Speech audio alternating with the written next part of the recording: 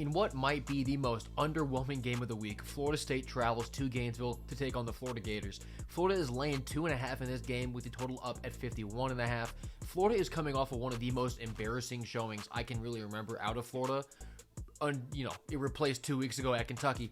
But Tennessee walked into Gainesville and did whatever they wanted against Florida.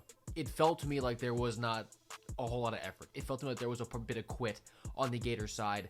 And you would normally think they'll get up when FSU walks into their stadium. I'm at a point where I don't know if that's true for Florida. And FSU, they're playing for bowl eligibility. Is another reason for FSU on their side to be up for this one, along with just going into Gainesville and taking on their rival.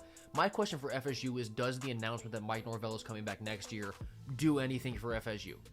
Does it give them some confidence in their future? Does it inspire them at all? We'll see what happens, but on the road for Florida State, their offense has really vanished. They put up 13 against Stanford, 10 against Clemson, and 11 against NC State.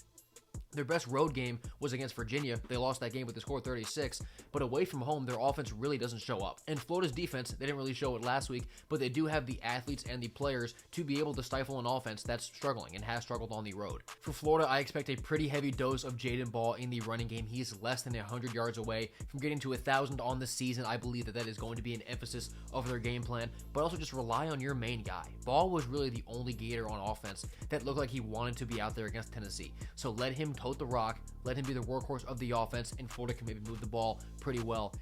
This game is so weird to me because it's two really bad teams. I do think that Florida will be up for this one when they see FSU walk into their stadium, and I'm kind of inclined to pick the Gators.